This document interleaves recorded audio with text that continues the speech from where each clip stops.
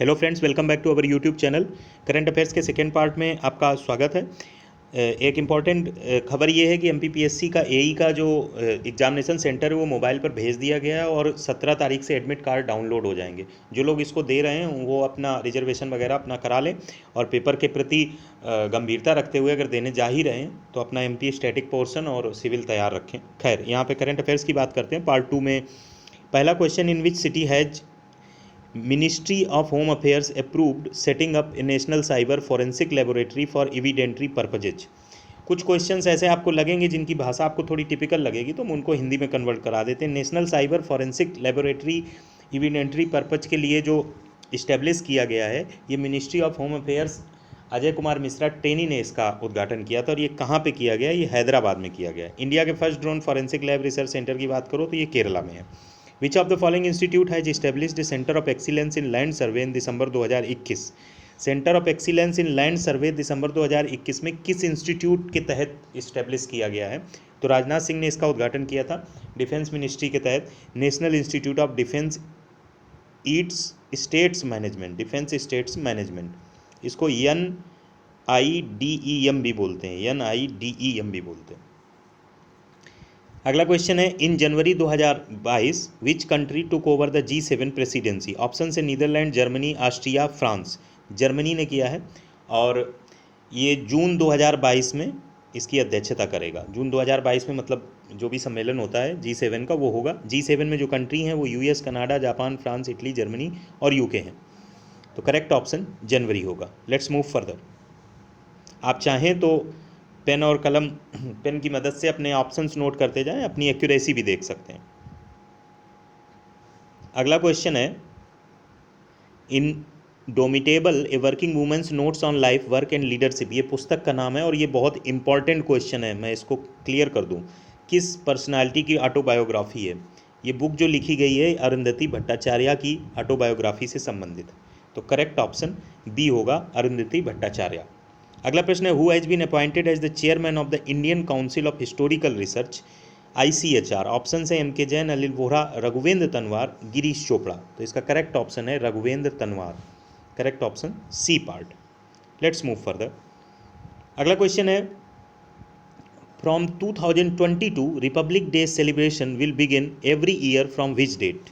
From 2022 Republic Day celebration will begin every year, मतलब 2022 से एक चेंजमेंट किया गया है गणतंत्र दिवस समारोह में कि पहले ये 25 या 26 की रात पहले से एक रात दिन पहले शुरू होता था। अब ये 23 जनवरी से शुरू होगा क्योंकि 23 जनवरी सुभाष चंद्र बोस की जन्म बर्थ एनिवर्सरी है और इसी को पराक्रम दिवस के रूप में भी मनाया जाता है। तो करेक्ट ऑप्शन सी पार्ट होगा।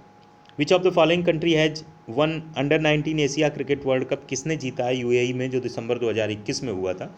ऑप्शन है श्रीलंका, बांग्लादेश, इंडिया, पाकिस्तान। इंडिया ने जीता है श्रीलंका को हराकर। इंडिया ने जीता है श्रीलंका को हराकर। और अगर वर्ल्ड कप की बात की जाए तो उसमें भी इंडिया विजयी रही है। अंडर-19 में किसको हराया है? इंग्लैंड को हराया है। अगर पूछा जाए कि जो इंडिया टीम जीती है उसका कप्तान कौन रहा है, तो यश धुल कप्तान रहे हैं। यश धुल इंडिया अंडर-19 टीम के कप्तान रहे। अगला प्रश्न है, Who among the following has been appointed as India's Chief Economic Advisor in January 2022? Doctor Shankaracharya, Vijay Raghavan, V Anant Nageswaran को इंडिया चीफ इकोनॉमिक एडवाइजर नियुक्त किया गया है। इसके पहले एक सुब्रमण्यम करके थे, उनके स्थान पर वी अनंत नागेश्वरन आए। नेक्स्ट क्वेश्चन है, what is India's position in the Henley Passport Index 2022? Henley Passport Index तिमाही के तौर पे जारी किया जाता है, मतलब फर्स्ट क्वार्टर में जो इंडिया की रैंक है वो 83 है। अगर 2021 के लास्ट क्वार्टर की बात करो तो इंडिया की रैंक 90 थी, तो 7 की उछाल आई है, तो इंडिया की रैंक 83 है। अगर फर्स्ट रैंक पे बात करो तो फर्स्ट रैंक पे कौन है ये आप कमेंट बॉक्स में बताइए। 2 देश हैं कंबाइंड फॉर्म में। Henley passport Index 2022 first quarter में फर्स्ट रैंक पर कौन 2 देश हैं? अच्छा, 83rd के साथ एक देश है नाइजीरिया के पास आइलैंड है 83rd रैंक पे। दूसरा इंडिया के साथ में एक आइलैंड है, उसका क्या नाम है, उसको भी कमेंट बॉक्स में बताओ। Henley passport index is important and question can be converted in any format. They can ask the country that is sharing the rank with the India is 83 in Henley Passport Index is known as, ये African island है, वो as a country registered है, आपको वो भी comment box में बताना है। फर्स्ट रैंक पे कौन है वो भी कमेंट बॉक्स में बताना है, और इससे ये चीज़ आपको याद हो जाएगी। जब आप कोई चीज़ रिसर्च करते हैं या सर्च करते हैं, वो चीज़ आपके माइंड में ज़्यादा देर तक अनकॉन्शियस माइंड में रहती है। खैर, अगले प्रश्न की तरफ पढ़ते हैं। अगला प्रश्न है, home minister Amit Shah release the first district good governance index. ये भी बहुत इंपॉर्टेंट है। फॉर विच स्टेट यूटी, पहली बार जब 370 हटी है तो जम्मू कश्मीर की प्रोग्रेस के लिए बहुत सी चीज़ें भारत सरकार की तरफ से चलाई जाती हैं, जिसमें IAS ऑफिसर्स का बहुत बड़ा रोल रहता है। डिस्ट्रिक्ट गुड गवर्नेंस इंडेक्स जारी किया गया है जम्मू कश्मीर, और इसमें साथ निभाया है गवर्नमेंट ऑफ जम्मू कश्मीर ने, और एक कोई नेशनल ऑर्गेनाइजेशन है जिसने ये जारी किया है डिस्ट्रिक्ट गुड गवर्नेंस इंडेक्स। इतना इंपॉर्टेंट नहीं है, ये इंपॉर्टेंट है जम्मू कश्मीर में पहला डिस्ट्रिक्ट गुड गवर्नेंस इंडेक्स रहा, और उसमें जो टॉप 5 की डिस्ट्रिक्ट हैं उनमें फर्स्ट नंबर पे जो डिस्ट्रिक्ट है वो जम्मू रहा है। 20 जिलों के लिए ये जारी किया गया, जिसमें फर्स्ट रैंक पे जम्मू रहा है। In 2022, whom among the following has been named in the ICC T20 Women's Team of the Year? ICC की ईयर की T20 टीम डिसाइड की जाती है, तो 2022 में जो टीम बनाई गई है उसमें सिर्फ एक खिलाड़ी इंडिया की है, वो है स्मृति मंधाना। इन्हें ICC T20 cricketer of the year का अवार्ड भी मिला था। अगले प्रश्न की तरफ बढ़ते हैं। अगला प्रश्न है, who has authored a new biography of Netaji Subhash Chandra Bose titled Bose the untold story of an inconvenient nationalist? Anuj Dhar, Vishnudev, Ashok बल, चंद्रचूड़ घोष। चंद्रचूड़ घोष ने ये पुस्तक लिखी है, जो नेताजी सुभाष चंद्र बोस की एक तरीके की नई ऑटोबायोग्राफी है। Who has won the gold medal at the international folk art festival in Dubai? Sumit Bhale, Geeta Kapoor, Chitra Viswanathan, Vaibhavi Harchand. तो सुमित भाले जो हैं, इन्होंने, ये महाराष्ट्र के हैं, इन्होंने international folk art festival Dubai में जो आयोजित हुआ है उसमें गोल्ड मेडल जीता है। Let's move further. अगला क्वेश्चन है, which organization has launch India's first mobile honey processing van? Option है Khadi and village industry commission, KVIC, NBB, Patanjali Ayurved, both and B. Correct option है KVIC। KVIC के चेयरमैन विनय कुमार सक्सेना ने इसको launch किया था, मोबाइल हनी प्रोसेसिंग वैन। अगला प्रश्न है, which of the statement regarding criminal procedure identification bill 2022 is true? इस क्वेश्चन को हम अभी अवॉइड कर रहे हैं। ये क्वेश्चन आप कमेंट बॉक्स में इसका सोल्यूशन देखिएगा, क्योंकि ये क्वेश्चन में जो आपके स्टेटमेंट दिए हैं वो स्टेटमेंट बहुत बुरी तरह से मिसप्रिंट हो गए हैं, वो वर्डिंग सही नहीं है, तो वो चीज़ आप पकड़ नहीं पाएंगे। That's why we are in correcting it.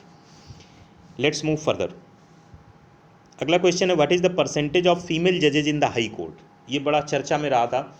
Supreme court ने इस पर चिंता व्यक्त की थी कि जो फीमेल जजेज हैं हाई कोर्ट में, उनकी संख्या बहुत कम है। जितने भी हाई कोर्ट हैं उसमें सिर्फ 11.5% फीमेल जजेज हैं। अभी 197 लोगों को सुप्रीम कोर्ट कोलेजियम ने नियुक्त करने के लिए high court, different high court जजेज में कहा, जिसमें उसने 37 को रिकमेंड किया कि 37 फीमेल भी रहें, जिसमें माना सिर्फ 17 को गया, 17 को अपॉइंटमेंट मिला, तो परसेंटेज बहुत कम रहा है। 33 जो सिटिंग है सुप्रीम कोर्ट, उसमें भी संख्या शायद 6 या 7 है जजेज की, तो फीमेल जजेज इन हाई कोर्ट परसेंटेज 11.5 है, और ये चिंताजनक रहा है। सुप्रीम कोर्ट कोलेजियम ने इस पर चिंता भी जताई है, तो करेक्ट ऑप्शन ए पार्ट होगा। अगला प्रश्न है, which of the following are the example of judicial activism? ये प्रश्न भी कुछ मिस्टेकन है। Let's move further. Which of the following statement is true?